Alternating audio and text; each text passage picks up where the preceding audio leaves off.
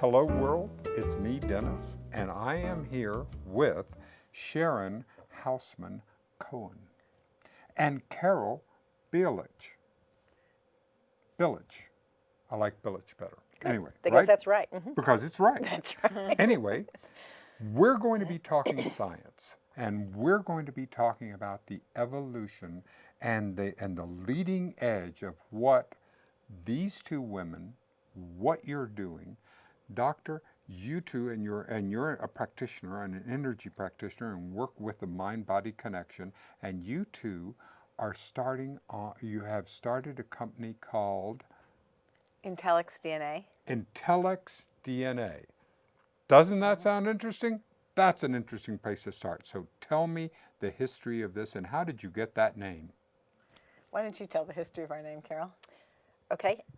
So we started out, we were looking for lots of different names and trying to decide how we could put the description of what we do inside of our name so that it would be less problematic for most people. Exactly, in something that is such a leading edge. Right. And we came up with a name we loved. It was called In-Depth DNA, meaning we were taking a deep look or a deep dive inside of DNA, inside of the science of DNA, to better understand how someone might be affected by their genome. Right. And we loved that name, but unfortunately someone else also loved that name. And during the trademark period, those people were applying as we were applying. And so theirs came out a week before ours did, and they have In-Depth Genomics, I think is the name of that company. Right. And they already had funding. They had a whole lot of other things that we hadn't gotten to yet, and so we relinquished that name. Yes. And quickly had to come up with another name. And so we went out for dinner. Actually, we were celebrating my youngest son's birthday, and I said, let's have a brainstorm session about a new name. And so, you know, a couple of margaritas were involved, and we came up with a few names, and I said, we should just call ourselves Two Dumb Chicks DNA. And and of course, I thought that was hilarious. Yes. And Sharon kind of looked at me like, I don't like to be called dumb. So, and so we pondered a little bit more and came up with intelligent. Right. And we liked that part, but we didn't want it to be intelligent DNA. And so we started thinking about it a little bit more, and we liked the chicks part. Yes. And we thought, well, chicks kind of sounds like two X's, two X chromosomes, Yes. two women, intelligent women DNA. So Intellax DNA. Oh, that is a wonderful origin story. That is terrific. Thank you for letting her telling her that. And you got your understanding of it as a doctor, as a physician, as an understanding in the science of it. What attracted you here? What did you say, wait a minute, this is important for us to be able to... Well, I've been in the field of genomics indirectly and directly for a number of decades. When Yes. I started out going to graduate school, not medical school, many years ago. I went to Harvard initially to do a PhD in medicine, and part of the research I had done had been with genomes, and Sure. In those days we were calling it something different, but still looking at the effects of different DNA and DNA mutations or variations. So it had always been an interest of mine, and we had been using over the past decade in our practice single little changes in the DNA to get a better understanding of some specific issues. So there's a gene called Mthfr. Some people think it stands for mother-father. Some people think it stands for many other things. Yes. But it actually stands for methyl tetrahydrofolate reductase. Don't say that 3 times fast. Of course. But we were using that because it would have a big implication in things like depression. Yes. We were using certain other genes with relationship to cardiology, but we weren't using them all together. We were kind of using one gene at a time. Now, when you say the word using, what does that mean? How do you use it? That's a great question. So, for example, in that one, which is probably one of the most famous genes, MTHFR, it's the ability to take folic acid, which is from leafy greens, Yes. and convert it to a form that can get into the brain. And that methylated form that gets into the brain is what's needed in order to make the brain chemicals that help with mood and memory And so knowing people who were inefficient at making that form of the methylfolate would allow us to help them need less medicines for depression, because we could just give them methylfolate so they could better make their own neurotransmitters or brain chemicals like serotonin and norepinephrine. So if you see that in my DNA, then do you repair that in the DNA, or does it, or do you just find ways to compensate for its not? You go ahead. Okay, so basically, so the technology to repair it, it's coming. That's CRISPR, that's a gene editing, but that's not what we're doing. That's still really, really an early experiment. What we're saying is that gene allows you to make methylfolate, which is kind of like saying, which is one of the ingredients for making the brain chemicals. Serotonin is what Prozac and Zoloft and those kind of common antidepressants work on. Sure. But they just recycle them. And what we're saying is, well, wouldn't it be better if you could make more on your own rather than having to use drugs? So we just give people methylfolate, or we give them riboflavin, because that helps that gene work. Right. So by understanding what's going on with a person's DNA, we can then give them targeted supplements and vitamins and things like that to help them. So it really gives you a tool, a diagnostic tool. And when you're talking about, because you deal with mind-body connection in your practice as a practitioner, right? Can you talk about your practice? Sure. I do what's called integrative manual therapy. So I take a whole host of different types of modalities, including what's called visceral manipulation or lymphatic drainage therapy, and in a medical setting provide the body's impetus an opportunity to heal on its own. So if I note that something isn't functioning at a high level of of function, then I try to increase that function. And if I can't, I try to find out what may be complicating that. And that's the same as what's happening in the genome. We're looking at a variety of things. We're not looking at just one gene, because and this is an important point, I think, too, is that when you're looking at different genomic concerns, no one product is the same as any other product. Right. Each company picks what they want to look at. And so you really can't compare one product to another product. You can only compare what is this product offering, and is it the same as this other one, and how do they do it? And that's a very different thing as well. So going back to the mind-body, if I can understand that there's a component that the mind is controlling over the body and it's a somatic issue, then I'm going to attend to that in a somatic way. If it's more of a physiological aspect of function or dysfunction that's affecting the mind, then I'm going to go that direction. So when we use that term, because psychosomatic has gotten such a pejorative meaning when it really isn't. I mean, it really does bring that together, doesn't it, as the mind and body, as I understand it? Yes, it absolutely does. I mean, we are absolutely pulled in directions by our thoughts and by our physical experiences. So tell me about the journey. I could talk about that for hours with you, and I will.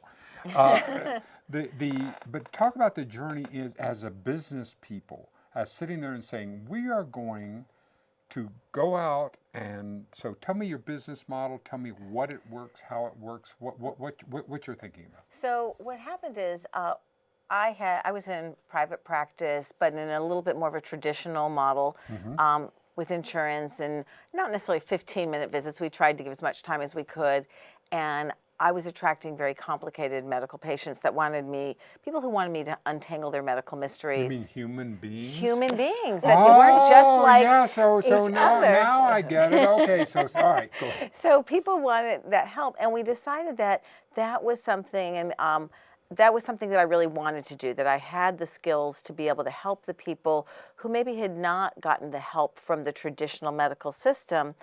And so I switched to a practice that was a little different practice model that allowed me to have, it was a concierge practice. Carol and I co-founded it because we realized there was so much more we could do together. Sometimes the different techniques that she used with chronic pain, with all kinds of issues, were so added such an important additive effect. And also Carol was a fabulous researcher. And so we joined forces and created this new practice called Resilient Health. which was really fun, and we thought that was going to be kind of the end of it. We did. Yes, We did and think that that. would have However, that would have been enough, as Would we have been say, enough. Diana. Go ahead. There's a- You want to tell God your plan. Right. Yeah. Right, so saying enough. We thought that was enough. But then what people were coming to us with was their DNA, because 23andMe was popular by this point. Yes. And they were saying, I have a family history of Alzheimer's, or I have a family history of heart disease. Can you use my DNA to help me prevent heart disease and Alzheimer's and a host of other things? Well, we were actually doing that already before people were bringing in their 23andMe, because both of us being researchers were delving into the published literature in the National Institutes of Health and looking for clues, as we call them, to guide us. But at that point, it wasn't about the genomics, it was more about symptomatology and the diagnostics that were available. And so we began looking at different components in addition to those pieces. We brought in the genomics. And so as we started looking at each individual SNP, which is a piece of that DNA, we learned, oh, this is connected to this, and this is connected to this, and this is connected to this. And that's why a person might have a chronic disease, as opposed to what is an event, a genetic event. Chronic diseases are not a one gene type of event. There's no heart disease gene. There's no diabetes gene. There's no one gene that gives you Alzheimer's. There are in some very rare cases, like early form Absolutely. of Alzheimer's, But but when we're the talking majority.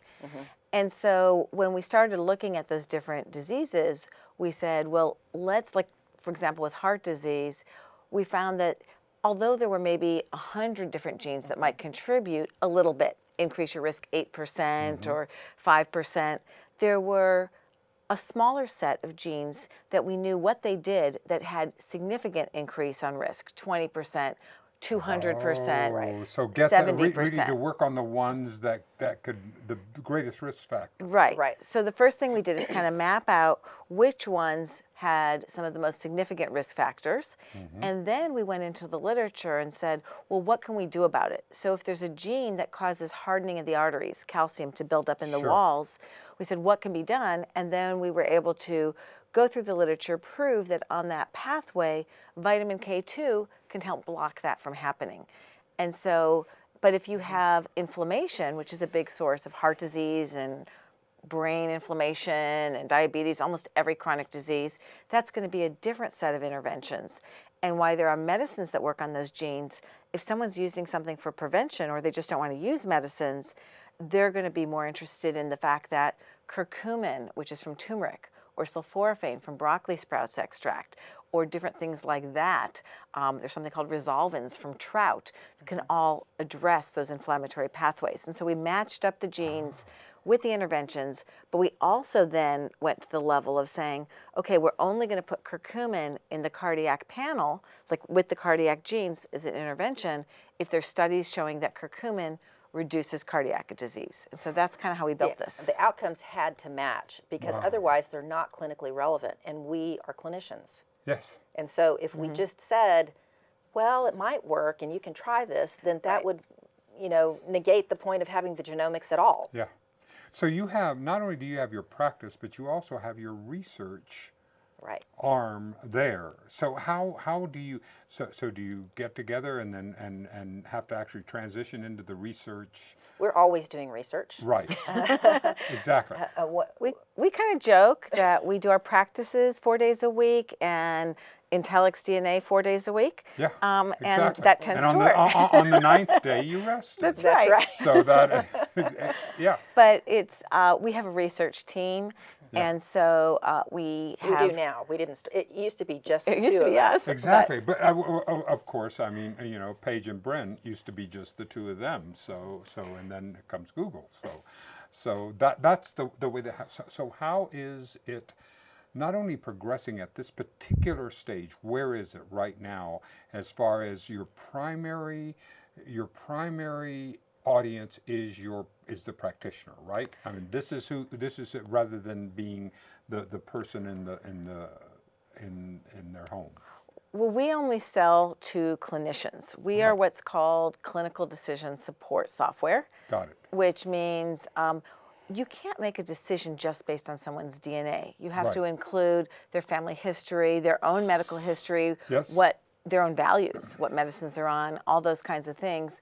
So yes, our audience are clinicians, but we really find that right now, because it's kind of like going from the X-ray to the MRI, now you have all this data. Oh, that makes it, it's Right. that much of a It's shift. such isn't a it? huge shift It is. that it's a very special kind of clinician. So how is the medical community accepting, resisting? Because it's a short story. My niece, who happens to be this very well-known colorectal surgeon, but when she was going through medical school in I think like the early 2000s or this is at a big medical school. She eventually went on to Mayo, but they told her, you have 7 minutes from the time the patient walks in to the time you need to be moving to the next one. That's the insurance company model in this. So, Well, it's definitely difficult in the 7-minute model. It's not- That- but that- it that- doesn't what- happen. That's not our target I audience. know. Yeah. That's what I'm saying. But that's what they told the students. But Right. the idea being is that you're talking about really getting a chance to spend time and get to know people and get to know. So how is the medical community and the just in general at large, with you guys being on the leading edge? What's the thought process? I do think that genomics is becoming part of more mainstream language, but not part of mainstream care. And part of that has to do with the insurance model. What time limits the doctor has, and the fact that genomics isn't covered by insurance, genomic testing is not covered by insurance, but pharmacogenomics can be, which has to do more with explain the. So you're seeing little slivers, little breakages in the. Pharmacogenomics is how a person metabolizes drugs. And so for certain drugs like the blood thinner Plavix that's given after someone has a stent, or for tamoxifen or Coumadin, there are actually known genes that can affect whether someone needs a little bit, whether they need a lot, whether it's going to work for them or not. That's starting to get into the knowledge base of kind of clinicians in general, but not doing genomics to kind of say, let's use genomics to help untangle Alzheimer's or autism or heart disease or osteoporosis. Right. That is where we're really cutting edge. Are you specializing Yes. in a direction? Yes, we have consciously focused on chronic illness and those things that are not the one gene disease states. Right. And we have a great track record, actually. We've done a lot of really good work with many patients in reversing cognitive decline of various levels using genomics. So we are focusing heavily on that, but we have the other reports as well that talk about heart disease, that talks about obesity and macular degeneration and a whole host of other ones. Diabetes. And we are currently working on a report to help with the issues of autism. Yes. And which is, again, is not a one gene illness. And so going back to that comment that I made earlier is that physicians, I think, are going to be pushed more by the demand of consumers because the information's already available to them by these consumer products. And so many self-hackers or biohackers are affecting their health either in the right way or in the wrong way, not knowing, and then frustrated and get upset that they can't get the effect that they're looking for and go looking for doctors who can help them with these issues. And so we're looking for and are creating a stable of, we are training many doctors across the country so that they can learn how to use genomics in practice. And you were asking about our target, like who are the doctors that are doing this? Right. And what we found, we initially reached out to a lot of different kinds of doctors, and the ones that have really embraced this tend to be doctors that are trained in functional or integrative medicine, that have practices that allow them to spend a lot of time with their patients, and that they're generally at a stage of life where that's what they want to do. And so it's the two big groups we found are doctors who have already had kind of their first career and have seen the benefits of medicine, but not had it meet all their patients' needs. Yes. They then have become trained in integrative and functional medicine, because of course that wasn't around 30 years ago or 20 years ago. But they tend to be very what I would call high-end doctors. Yes. The previous dean of the Mayo Medical Clinic school, the Mayo Medical School, the person who took over the clinic for Dr. Perlmutter in Naples, Florida. So we have doctors that have really good reputations across the country, which is an exciting group of doctors to work with because we all learn from each other. So how do we, I know it must be hard to be at this place and sit there and go, okay, here's the need, here's the 7 billion population in the world, and here's the distance between here and there. How do you keep your eye on the ball with, and then, but also still seeing of this has to be something that can be done in Nairobi, that can be done in Kiev, and can be done in Bastrop. Yes. So we first, when I first was at a conference and speaking, people came up to Carol and I from all over the world because it was an international conference, and we actually thought about that. Our world headquarters. Yes, they asked where our world headquarters was. We're like right here in Austin. Table. Come on over to the Honda. We'll be over here. That's right. And we were just starting at that time, and we actually had to make a decision. So right now our goal is to make sure we have doctors in every state that are trained, and that's our first goal. And we have, there's some states we have a lot of doctors in, and there's some states we're still working on. And then our next goal is to then look at where else there's more need. So we do also have doctors and people trained in Australia because we have a PhD that works with us. She's been the lead researcher on our autism report. So we know the need to get it across the world, but we're taking baby steps because it's a big undertaking to get people trained. This is a huge, to know that you're on the leading edge of what is going to be changing and impacting all of us in the time. I mean, I like what he just said. And because it's an extraordinary experience to be able to be there, and then just to keep after it every day and to be learning. I mean, we are literally going from looking at what medicine was, bloodletting, and doing the work we're doing, and then knowing that each time we're learning and learning about what it's an extraordinary experience that you guys are going through. Thank you.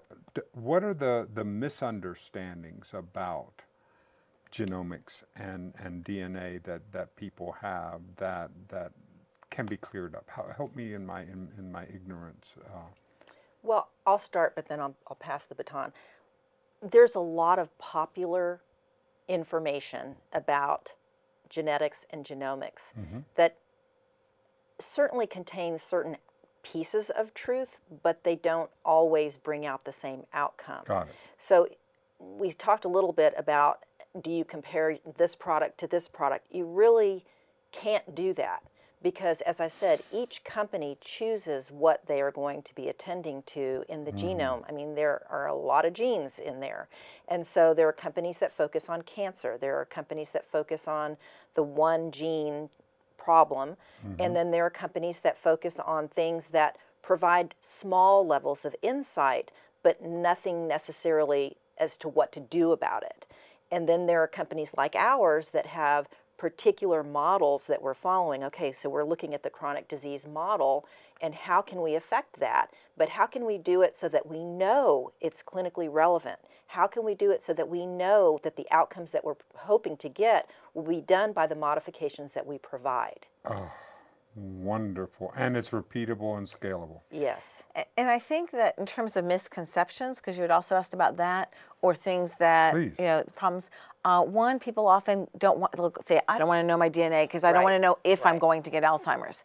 And that's probably the biggest misconception because every single thing we look at is a modifiable gene. So even what people call the Alzheimer's gene, ApoE4, ApoE4 increases the risk 3-fold with 1 copy approximately, 12-fold with 2 copies.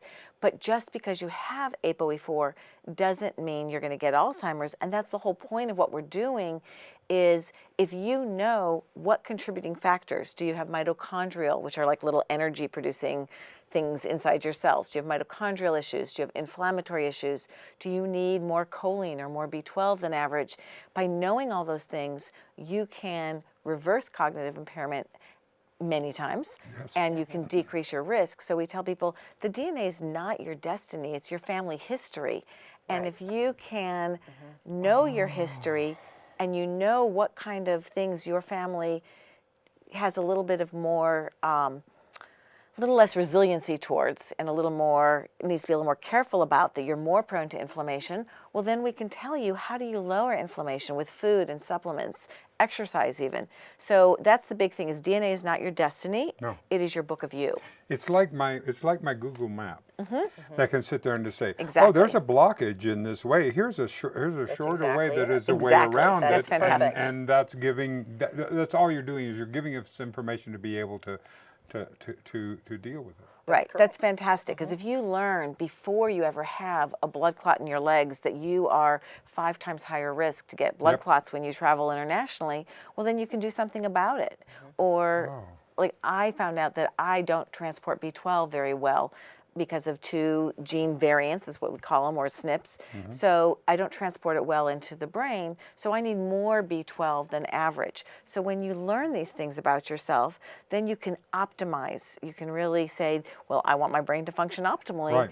I don't mind taking extra B12. And it reduces the fear of getting a certain disease because, first of all, we only report on things that are modifiable. But second, it's an invitation. You're getting to explore yourself in ways that you could never do before. No, it was simple. It was this.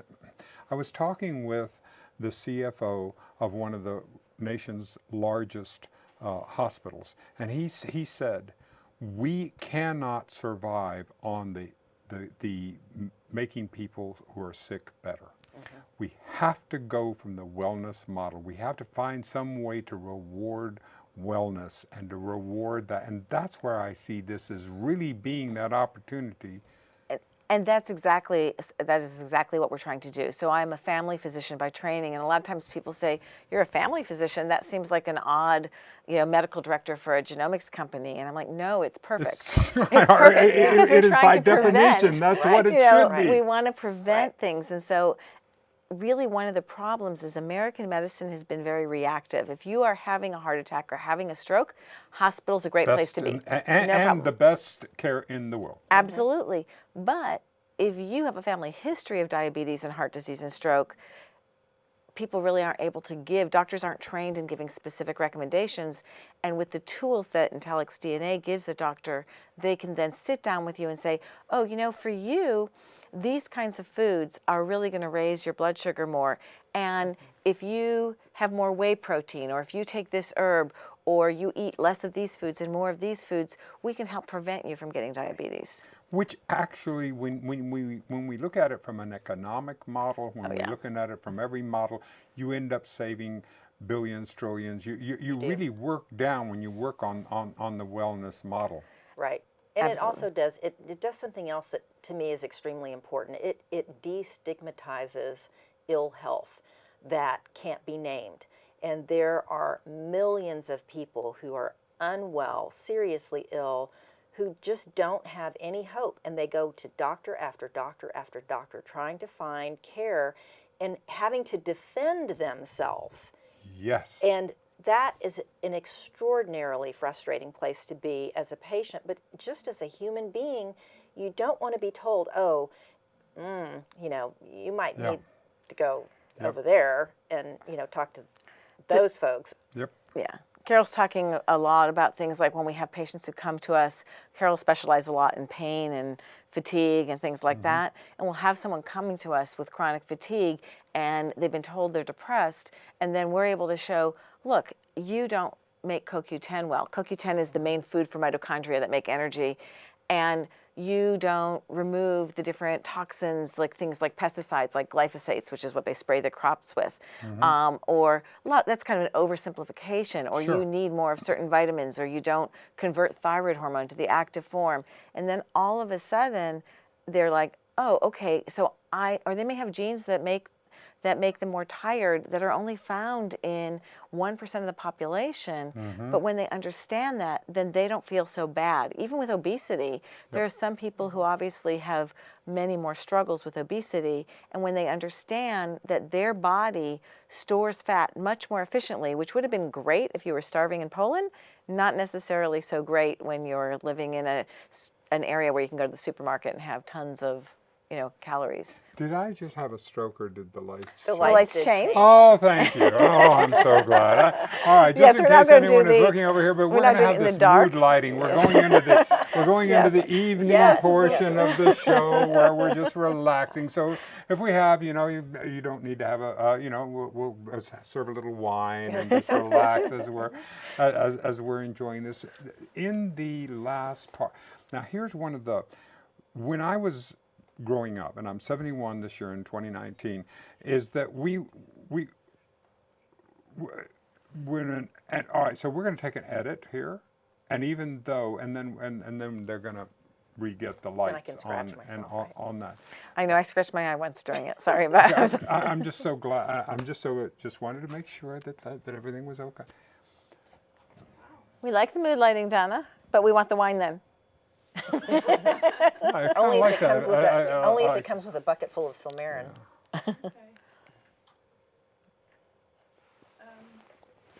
We can fix the. And it had. Push an hour. We were gonna get close.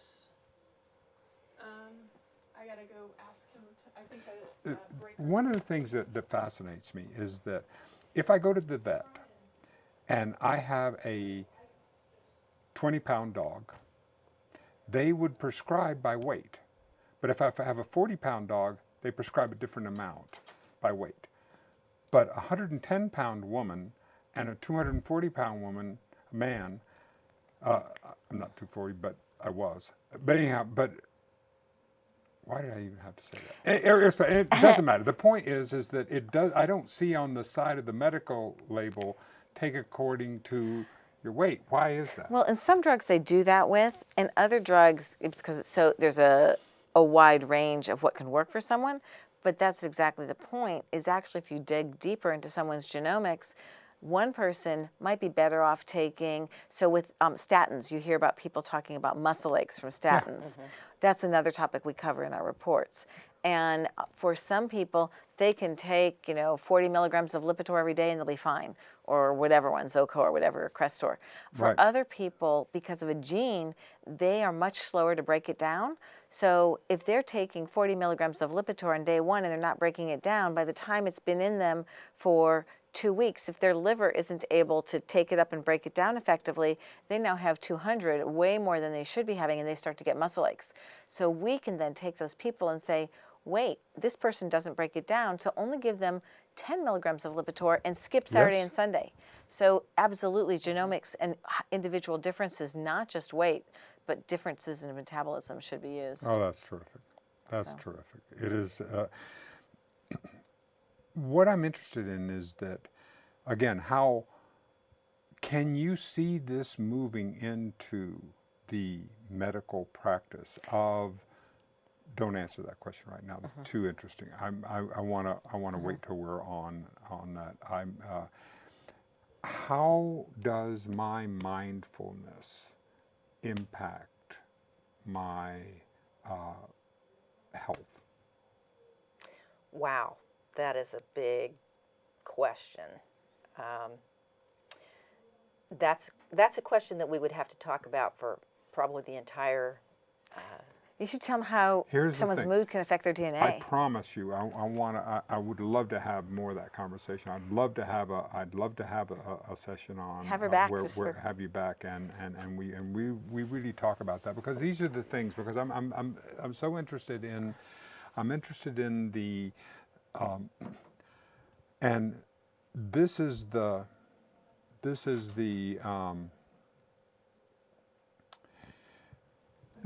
This is a great oversimplification, so I would rather get this out where we're not on, so you can help me. But it appears to me as if we got to find some way to empower nurses, that we can't make enough doctors.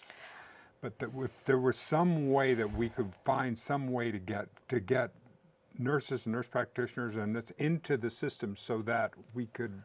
Well, we're trying, because what we're doing is so many of the interventions are food, supplements, things like that. Yeah. We actually do make a version for nutritionists, which is a great starting place.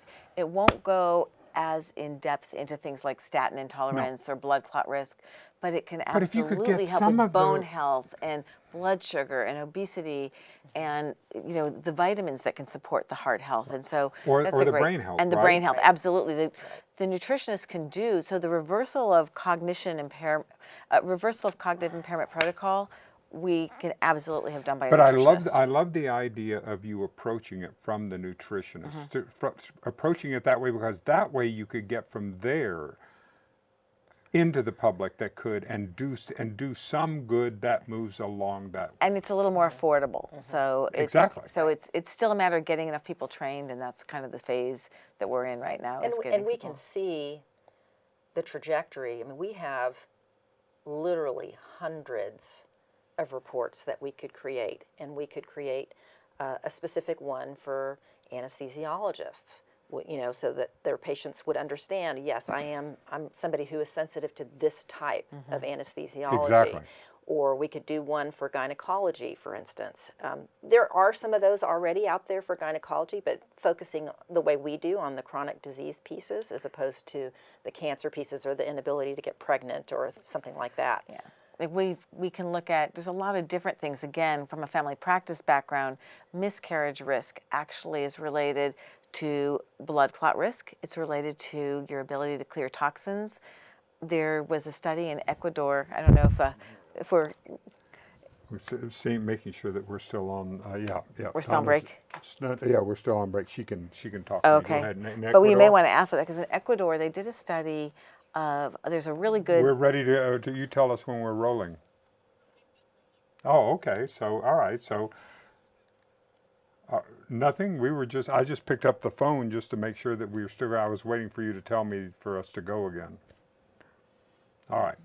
Now. All right. So we've been rolling during that time. So isn't that wonderful? So That's we'll fun. just continue to talk. I know. Go ahead. Go with Ecuador. So when we talk about something for gynecologists, one of the things as a family physician is we would look at miscarriages not only as fertility issues in the same way that a gynecologist looks at them, but also because there can be blood clotting risks that contribute to miscarriages. Like if your platelets are too sticky or you make too much clots, those are known risk factors.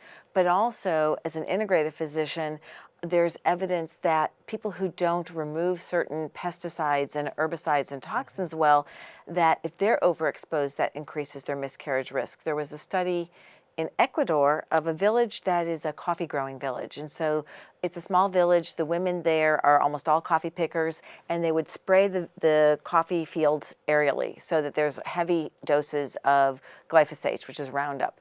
And what they found is in the women who had a particular genotype, so particular DNA variants, 2 copies of it, which was found in about 12% of the population, if they were coffee pickers living in this village, they had 5 to 8 times the risk of birth defects and miscarriages in their children compared to people who were able to remove these toxins well. So helping people to understand these things about themselves is really important, because there's stuff you can do. There's supplements, you can avoid the toxins, things that you can do to kind of help promote removal of those basically environmental toxins. Environmental exposure is really important, and people do need to better understand the risks that they have. For macular degeneration, for instance, smoking increases your risk. Being around barbecue, but also if you live in a big city and you maybe you have a baby and you're in a stroller, the baby's in the stroller and you're walking, well, the baby's right at the height of the exhaust of all those cars.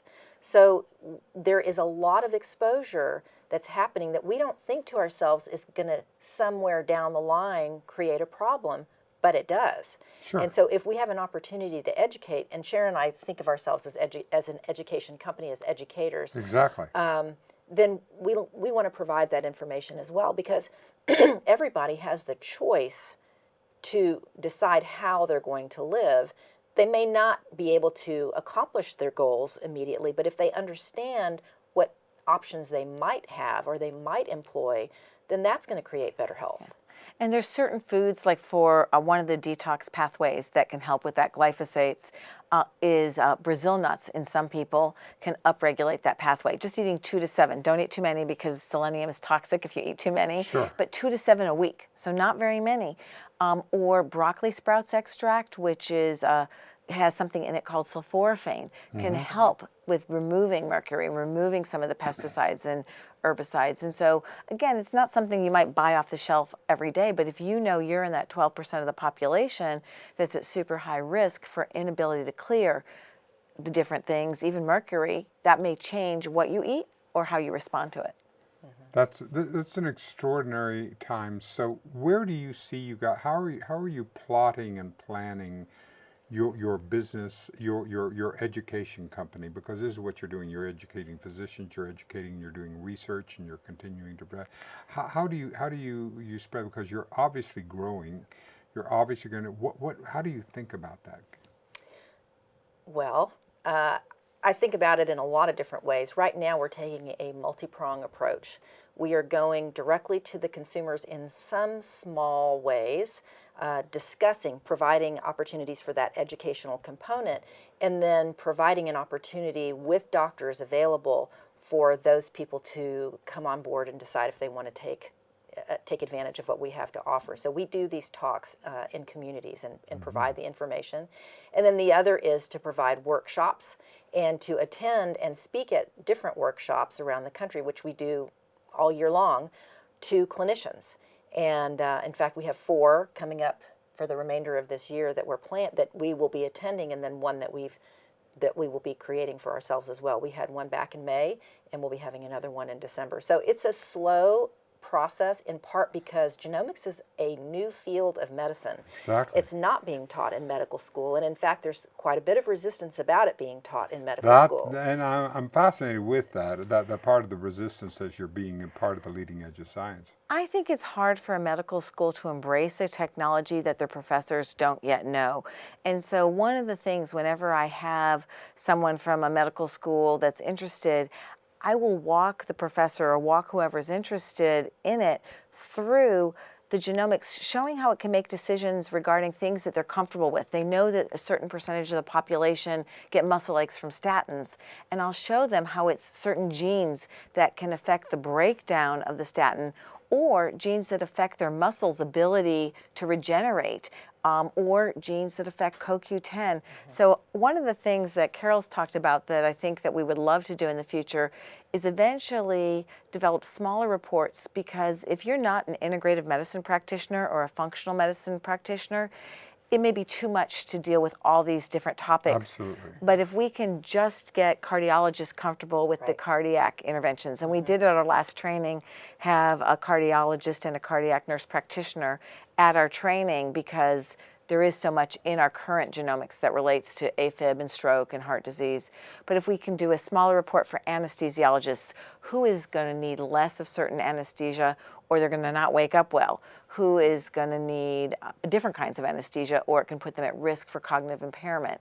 So I think that that's one thing we talk about, is doing specialty reports. But we also have our own passions. The reversal of cognitive impairment is one that we've already talked about, because it can be so devastating. But you can't talk about it enough, because that is Yeah. really, especially with the aging population, the boomers and all those of us, it's an interesting process of keeping the brain fresh and keep the interest. And I just think it's such a lovely. And it's so different, because we have one professor who came to us, and a retired professor from UT, and there's a scoring system from 1 to 30, and if you have a 1, you're basically not verbal, and very significant dementia, and 30 is completely normal. And he came to us at a 19, which was already mild dementia. Sure. And he was able to bring himself in, though, because he's a bright, educated gentleman. Sure. And within 4 months, we had him back at a 26. Well, that's a huge difference. That's huge. Because we were able to kind of identify he had huge mitochondrial factors, had huge problems with detox, problems with other pathways, and so that were nutritional and various pathways. And we've had that kind of story over and over and over again. So that's one of our passions. Another one, as we said, our head scientist from Australia is Dr. Heather Way, and she's an autism expert. She's already in Australia using genomics reversed many hundreds of children from nonverbal to verbal. Can you believe that? Which This is incredible. When you hear stories like that, what does that do to you as a mother and as a? Oh, it's so inspiring and encourages me to continue down the path that we've started, because, you know, the bottom line is, if you have a healthy population of people making decisions to support one another, is that not what we want for our entire universe? Yes. And so why wouldn't we go down this path? Yes. Yeah. And that's just beginning. The research is not quite done, so we basically have it just kind of available right now in our office in Australia, and we're getting it to a place where we can release it to other doctors later in like 2020. Yep. But even just the ability, we had one young woman and we were using it, she's in her 20s, a UT student, and being able to help her better interact with her boyfriend by being able to adjust the fact that she didn't make enough oxytocin, which is kind of that hormone that women make when they have babies, for bonding, or that we were able to use her genomics to help make it so she felt more relaxed around other people, but also didn't have the sensitivity to taste. She said food went from tasting like gravel to silk after we adjusted things. So even these small differences that we're making in people's lives can be huge to them, and I think it's really what motivates Carol and I to work that 8 days a week. Right. Yeah. And something really exciting I just wanted to add is that, you know, at the beginning, people would be coming in and telling us about their symptoms, but now we can look at their genomics and go, I bet you have this and this and this. And they go, yes. It's a good party trick. Yeah. Yeah. And you know, but at other times they will also come in and we will discuss their genomics with them and ask them, are you having this difficulty? For instance, do you have difficulty with sulfuric foods or things like, you know, difficulty metabolizing this? And they go, I knew that about myself. I always avoid that because it's so problematic for me.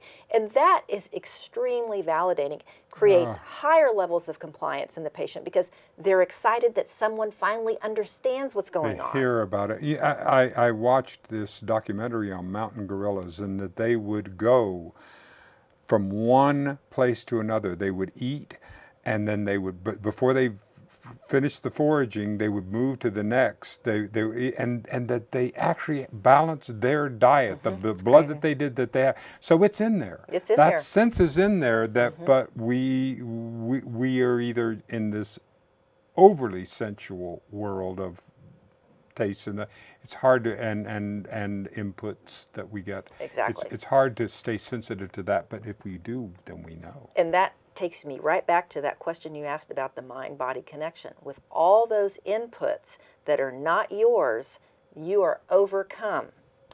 Thank you. Thank you. And it's an overwhelming place. I mean, isn't it wonderful to be in a career and a life that you know that you will never run out of curious, amazing, extraordinary things to think about and work into? Yeah, we definitely agree with that. We actually joke with our whole team, and we say, are you guys bored? And we say, if you're ever bored, we're doing something wrong, because no one gets bored in the work we're doing. That's so exciting. So what do you look for in a great teammate? When you're bringing, because as you continue to build out this team and this, what are the things that you look for in somebody that you're adding to the team? Well, definitely education has a lot to do with that. And we're not necessarily looking for a whole host of PhDs, but we are looking for people who understand bioinformatics, who understand the connection between what's happening with these SNPs together, not just this one little piece and, oh, well, it can only be that. The person has to really be open-minded and understanding that we're in the process of pioneering this field. Yes. We're not at the end, we're at the beginning. So when we look to hire people, we really look for people who are interested in helping us to pioneer. I think they have to be excited about what we're doing Yep. because when they're on the phone, we give a lot of support to our clinicians. So when a physician or a nutritionist, because we also make a version for nutritionists because there a lot of the ways that we can affect the human genome is with what we eat and supplements. Thank you. But when we're teaching these nutritionists or teaching these clinicians, our staff needs to be enthusiastic, and so Yep. we want them to be excited about what we're doing so that that translates, because it does. Everyone goes through a period of time when they're learning genomics when they're like, I don't know if I can, I don't know if I can do this. I don't know if I can do this. Of course. And we always kind of joke. We have a saying. Genomics is hard. Thank you. Thank you. Yeah, exactly. So we look for team members that can get past that and Yeah. that want to delve into the science and really make a difference. But we've been really, really lucky. We're in Austin, so at UT, we've had a lot of our researchers, our research associates are Yes. just smart UT grads that had been immunology majors or biochemistry, done genetics, and just really are like, wow, this is actually allowing me to use my science degree to help humankind. And Well, let's do this, because one of the things about reasonably spontaneous conversation is that this reboot here is that we are taking what is happening wonderful in Austin, and as I was talking to Clay Boykin, it's such a great incubator it is. for what can be done in the entire world. There's a lot of thought and creativity and freshness here, and neither one of you, I certainly am not from Austin, Yeah. but you're doing it here. Yeah, it really is a wonderful community, and I think a testimony to that is when Dr. Wei came over from Australia, and she has been working on the autism report, and we were talking about hiring a research associate for her. She actually had options of getting a PhD in Australia, doing lots of different options, and she's like, you've had such great luck and have such great people on your team here in Austin with Yep. your UT science grads. I'll work with one of them. Can I have one of them? She wanted, There you go, and it is, and it's one of the opportunities here. There's a real, there's such a strong. There's a strong energy here. There is a lot of powerful women who are here, who are in so many of that's where I'm excited about. I see what you guys are doing and how you're building this model up. And I'm not sure that if one of you two were a man, the testosterone model, that you would be building it in the same way that you are building it now. Well, I can speak to that just a little bit. A lot of people think that when you're a startup company that the rites of passage are that you do step 1, step 2, step 3, where you Yeah. get to venture capital and then eventually somebody buys you out and you're out of your business. Exactly. That is not our goal. We love what we do. We want to be involved in what we do until we can't do it anymore. Yeah. And so it's not that we aren't interested in other people's input, but we're not interested in other people telling us what we have to do or Yep. how we're going to do it, and that they influence us because of their financial input. Exactly. So Sharon and I have bootstrapped this company all on our own and are finally getting to a place where we feel like we're making some traction, and excited about that. We're super excited that we have led this particular path and that we're making traction in a way that other people are starting to notice. And we're getting calls now because doctors are hearing from their patients, I've heard about Intellig's DNA. Which is wonderful. Could you please do that for me? Yeah. And it doesn't get any better than that. It doesn't. That's Doesn't- exactly what we Doesn't that want. give you that? I think about that because if we cannot get pleasure during the process, you're never going to get it when the result comes in. If you've got to be able to enjoy it along the way. Are you having fun? Are we doing something meaningful today as we're going through the process, right?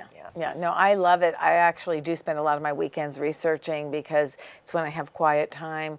But I'm like, oh my gosh, this helps us understand, what's going on in this particular situation. And I think I found a way for us to address this particular kind of, microglial brain inflammation or whatever it is. It's exciting. And it's very really exciting. fun. There's new studies coming out all the time too, and we just, are constantly then able to kind of go and add more things. And that's one of the things that I love about the internet, because it feels like that we have actually connected in a way the consciousness of humanity altogether. Because think about how quickly a peer review could get up there, and you could learn about it so quickly that it would have taken 20 years ago. Absolutely. Well, it's still a slow process. I mean, the research that's being done doesn't usually make it into the mainstream marketplace until at least 5 years.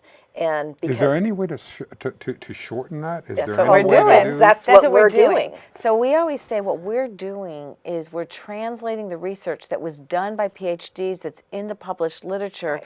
and making it accessible to the people who are taking care of patients, to physicians and nurse practitioners, naturopaths, all kinds of different healthcare providers, because most healthcare providers don't have time to go and read all the different journals. So that's Yes. exactly what we do, is say, oh wow, isn't this amazing that hydrogen water can help with Yes. brain, it's something that can help with oxidative stress in the brain, and it matches up with this gene. Or isn't this amazing that whatever supplement. What I love, because when I was growing up, there was this alternative healing movement that got a lot of negative press, because it was it's woo woo, it's auras and changes and all that, and you're putting the science to what Right. that was the undercurrent. You're matching the science up to that. Well, and people frequently would say to me, so I started out being interested in alternative medicine when I was a medical student at Harvard, and actually got funding from Harvard to run a alternative medicine lecture series. And we had Bernie Siegel and Deepak Chopra and really Sure. great leaders in the field. So it was really great that we were being supported, but getting medical students and doctors to show up was really hard. I mean, I would have to go to the hospital and invite the nurses because I Yes. didn't want the amphitheater to be empty. Yes. And people would say, well, Sharon, you're academic. Why are you doing this integrative stuff or alternative medicine stuff? Yes. And I say to them, you know what? This is the first time in medicine since I left medical school and left the research part of medical school that we're actually using the basic science to help humans get well, because we're saying this works on mitochondria, this works on this gene receptor or this neurotransmitter or this transporter for a hormone. And so we actually will always tell our clinicians, what you're doing with integrative medicine is the most academic form of medicine you can do. And I will really support that and can hold my own against most academicians. God, and you're finding the same thing in your research and your practice Oh, with your absolutely. patients. Absolutely. And what about the level of education, of self-education? Because one of the things that I'm seeing is that we cannot sit down and go to the doctor and say, okay, well, whatever you say, doc. It's like, I got to be part of it. I got to be Absolutely. bringing in. Right. Well, the people, in truth, so Sharon and I each had our own practices independently. Right. And when we realized that together we could create better outcomes for our patients, I was still in my own practice and she was in her own practice, but we were doing research together and bringing that forward. And so the reason behind that was because we were attracting those people who were so ill, they had to do their own research in order to get any help. And so they were looking for people who wouldn't look down on them and wouldn't tell them that they were crazy, essentially, but that they really did have a bead on what was going on inside their own body. Yeah, I mean, go figure. You have your own body. You might know more about that than somebody else. And so we took the challenge, and we didn't just put our toes in the pool. We jumped in. And I see that, and that's what you're building. I mean, what I love about what you're doing is that you're empowering rather than prescribing. Absolutely, because we really firmly believe that there is no way that a piece of paper, a genetic tool, artificial intelligence can determine what's right for Dennis. It needs to be Dennis along with his physician or healthcare provider in a conversation regarding what's going to work for you. What do you want to do? Are you someone who is going to improve your growth factors for your brain by doing more intense exercise? Are you going to change what you eat? Or do we need to give you a supplement? Or do we just say, if you don't want to improve it, it has a 2.7-fold increased risk There of you- Alzheimer's, and that's up to you. And you know that, and you know that, so that's fine. You can change the oil at 3,000 miles, or you can do it at 5,000 miles. That's exactly right. Yeah. Right. And so we built this to empower clinicians, but there's also no way that any clinician can memorize 600 or 1,000 different gene variants and what to do Right. about it. So what we built is a tool that puts someone's DNA in front of their physician, along with information about all the genes, along with information about what are potential ways that you can intervene or modify those pathways. And what's really fun is the patient's response. One of our patients said, I feel like I am working with my body instead of beating it into submission. I just thought that was fabulous. And another woman said, you know, I feel like I'm going to be healthier in the second half of my life than I was in the first. Yeah. I mean, that's huge. That is huge. That That is is huge. huge. I that's the thing that I love about your practice, and both of you of what you're doing is that we can truly see some opportunities to where we've been bouncing up against this model that we have of fixing people, and then of seeing what we're doing, and actually being able to refresh and get that going and see where we're connected. Yeah. We really love it, and it's fun as well, because like in our office, we have, out of a few hundred patients, almost no one who has hypertension anymore. Because when you address people's underlying genomics of inflammation, calcification, all these different things going on, and you help them kind of talk to their body and know what's beneficial, then the high blood pressure goes away. So there's so many different things like that. Blood sugar. I have one person, she has type 1 diabetes, so of course she's on insulin, but our type 2 diabetics never get to needing insulin. They barely end up needing medications. We end up using some medications sometimes, depends on where they are again in that path. But again, when they understand their bodies, they're so much more able to control what's going on. So we really, we love what we're When doing. you're dealing with things like depression, or you're dealing with how do you work with that? I mean, is there's still role for talking therapy and being just being heard? Clay Sure, Blake and I on the absolutely. previous, the Absolutely. chance of being heard actually lifts that sense that I don't feel powerless. Right, right. Well, I work with a lot of people who have chronic pain, and depression is, something It that is, because that's what chronic pain does work. it does come very strongly behind the symptoms, and the chronicity of it is what sometimes creates the depression. Some people tend toward depression. I actually do tend toward depression, and I have to work at not allowing myself to go down that path. Sure. And I use my genomics to help me do that. But the bottom line is every patient needs to be heard, because until we understand what the experience is for them, we can't help them anyway. We can have a ton of data, but if we're not supporting that person where they live, it doesn't matter.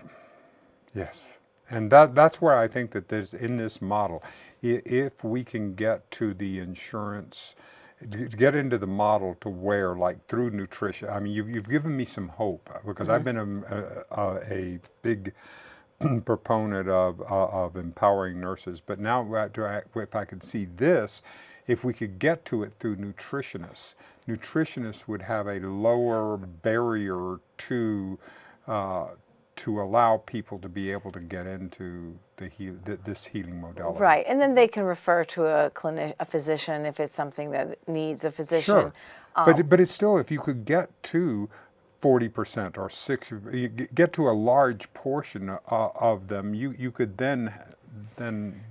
Well, nurses don't have the ability to prescribe, Right. and so Even supplements.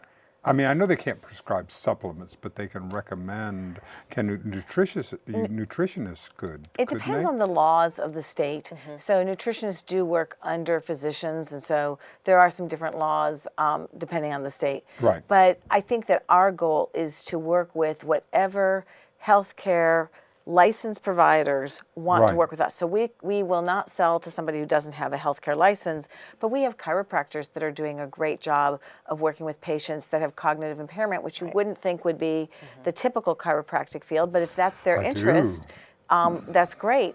We have nutritionists, we have naturopaths, we have DOs, MDs, nurse practitioners, PAs. Again, the majority of our users right now have been integrative physicians. That'd be the allopathic model. Most of them are, I mean, I would say the majority are MDs and DOs, Right. but it is expanding, and it just depends on who is interested in learning. Well, this is where we're learning. I mean, you are setting the stage for, can imagine in 50 years how this could be from the work that you're doing now. And our ultimate goal, so in order to get something approved as by insurance, you have to go through a series of processes, and we are just starting to have our genomics used in some studies. Dr. Dale Bredesen, who wrote the book, The End of Alzheimer's, and has really been a leader in the field of reversal of cognitive impairment, is using our genomics in a study with 3 of his co-authors and fellow MDs. And so that's great. Congratulations. Thank you. Wonderful. Congratulations. And so really our goal is to work with people who want to do research. Dr. Wei is doing research on autism, and we're looking at some other collaborations in those fields. So if we get the research out there, then we'll be in a better position when there's a lot of publications saying, look, if you personalize medicine using genomics, we're able to show that you get improvement in cognitive scores, because we actually do test before and after, and like every 4 to 6 months. But then it also, you can show, well, if you can avoid someone going into a memory care center, which can be like $60,000 a year. I know. Then someone goes, okay, you know, you're going to spend $1,000 or $2,000 on genomics, depending on different factors, but it's going to be worth it, because once they understand their book of you, then they can keep that user manual for the rest of their lives. All right. And what else do we need to know? In the last few minutes here, what we want to do is just to see what are the things that I have not talked about, and I realize that we have talked about a tiny sliver of all the things we need to talk about. But talk about some of the things that are on that you think that we haven't talked about that might be on this particular time to be able to share about, either of you. It's hard to pick a topic. Sure, it doesn't matter. Don't worry. It'll just be some topic. Serendipitously dip into the well and pull something out. I think the one thing, you had asked a question earlier that I'd love to circle back to, and about kind of some of the criticism of genomics. Yes. And one of the main waves, and kind of science goes in waves, one of the main waves right now is that we've realized that it's not only about your DNA, but your RNA, which is how the DNA is what we call expressed. So DNA can be turned on and off. So some people are going, well, maybe we shouldn't look at the genomics. We should look at this RNA, what's turned on in the blood. And I think that one of the most important things to understand about that, of why we say, yes, that's a great tool, but it doesn't replace genomics, is realizing that your DNA doesn't change from the day you're born to the day you die, unless you have some things go awry. Right. It's not really changing. And that if you look at blood, which is where you could get the RNA, you're missing what's going on in the brain, what's going on in the bones, what's going on in the heart muscles. Because the very interesting thing about DNA is turned on or off in different tissues. So we really have to go back to the DNA and match it with studies of the diseases and say, this DNA gene variant it controls inflammation in the brain, and we know it's in the promoter, which is the switch that turns it on, and we know that this particular variant's associated with twice the risk of Alzheimer's. Well, then if you have that, you're going to go, well, we're going to want to address that particular kind of inflammation. So we're not opposed, again, it's very popular right now to look at metabolomics, the metabolism and the proteomics, the proteins in the blood, and we're not opposed to that. But what we always say is it doesn't replace your genome, because from one cell of your genome, from the DNA Intelix DNA kit, it's a saliva kit, so you spit into a tube, and from the cells that are coming from the inside of your cheek, we get the DNA that can be turned on and off in your heart, in your bones, in your eyes, in your brain. And so it gives us so much information with a really accessible test. And so that's something that why we are dedicated to genomics. So. And your experience in this, did you see yourself as a business person? Did you see yourself as a part of the leading edge of science? Has that been a dream for you, Carol? I think the short answer is yes. I did see myself, I even as believe a that. young child, as somebody who was going to be bringing something forward that was very important. The what was unclear to me, and actually frustrated me to no end for many years. But I think that having the path that I took, which seemed like it was doing a whole lot of different things as opposed to just one trajectory, brought me to this place. And frequently I'm standing back and I'm going, gosh, maybe somebody else should be doing this, because, you know, I'm not this or I'm not that. But the reality is I'm the one here. And so I'm stepping into my shoes every day and doing a great job. Thank you. That's what I agree with. I love it, because if we're not a little bit uncomfortable, then we're not trying hard enough. If there isn't some idea of some opportunity of risk and of what do we not know, and what do we want to learn and what we can, and that's where I see you going. Yeah. Well, I feel extraordinarily responsible about the kind of information and the delivery of this information that we're providing. It's not for everyone. It really isn't. There are some people who, you know, not that genomics wouldn't apply to everyone and create a better way of living, but that some people are just not ready for it. It's not in their time frame right now. Right. And at the same time, there are a lot of direct-to-consumer products out there that provide information that may or may not be accurate. We don't know that for certain. We'd have to go back and test every single one, every single product that's out there. We simply can't do that. No. But what we put out there, it's so important to me that we make sure that we're doing it with the highest level of accuracy and the highest level of integrity, that because we're changing lives. Yep. We are not just playing around in the sand. We Right. are changing lives. Yeah. And to me, I'm not willing to take that risk and put somebody in a bad place. I'm just not. Yep. But that's where the research is. That's where the science, Right. putting the science into this, and this is why you're not just sitting back looking at, oh, come on, Pfizer, buy us, come on and get us there so we can have that island in the Caribbean. We'd still be doing it. Yeah, say fine, all right, but we want that clause in there that we get a chance to be our own people and be what we're doing today. What a delight!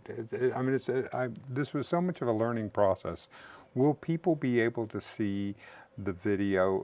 Could we have a link to that video so that people who would watch the program would be able to look at? Yes, as soon as we will have access to that video for you guys pretty soon.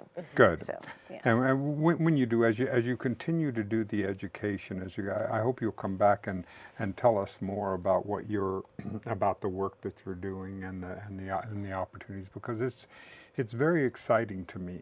It's exciting to me because this body is such the fact that life even happens against the second law of thermodynamics. It actually occurs and evolves and comes out, and the complexities and the majesties and the magic of the human body blow me away. The little bit I know as a non. No, it really is. Just yesterday, one of our other doctors in our practice brought me an article. So everyone always brings us things, which is wonderful. And she with the mitochondria is what give people energy. Yes. But that's a big involvement in Parkinson's, and showing that people who had problem with that CoQ10, that if they take way high doses like 600 milligrams and they had these 2 gene variants, they could do a lot better with their Parkinson's. And so the way we look at it is everyone needs their user's manual. I mean, if something as simple as taking more of one or less, more or less of something can help, that's great. And then wouldn't it be great if we had our user manual at age 2 instead of at age 80? And it's wonderful. And what I'd like you to do is to provide a quick start guide with it, so that it isn't just all the fine print. Give me a few pictures and ways of, because if we could begin talking about this early, and empowering early and helping people to understand that this is my vehicle, that I'm getting a chance And wouldn't to that do. be wonderful if it was taught in grade school? Yes.